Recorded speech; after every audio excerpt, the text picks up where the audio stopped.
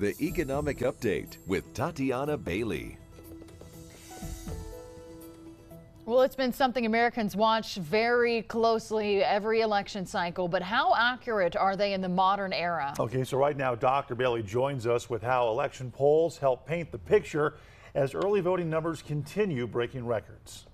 Gone are the days of traditional landlines when people picked up the phone the old-fashioned way and interacted with the person calling.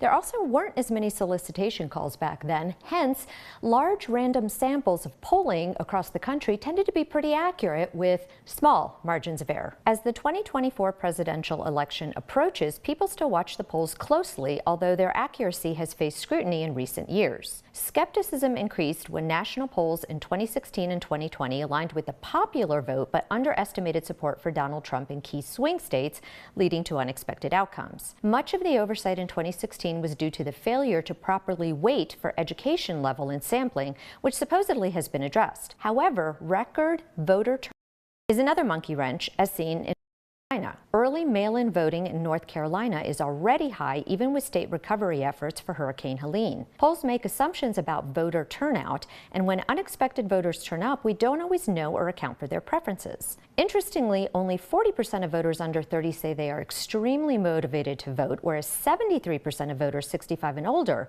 are extremely motivated to vote. Additionally, younger voters tend to be more mobile and harder to reach, making their preferences difficult to gauge, although younger voters are polling towards Harris currently. I found a recent University of Michigan survey fascinating. It asked not who you will vote for, but who do you think will win. Apparently, 50% of respondents expect a Harris win, while 34% expect a Trump win. Results were also grouped by political affiliation, which was more predictable. However, independents will decide this election, and 57% of independents expect a Harris win and 37% expect a Trump win. The race looks extremely tight right now, especially in battleground states, so small margins of error become larger. Historical data from that University of Michigan survey shows that when consumer sentiment is rising, which it has been since mid-2022, voters tend to favor the incumbent party.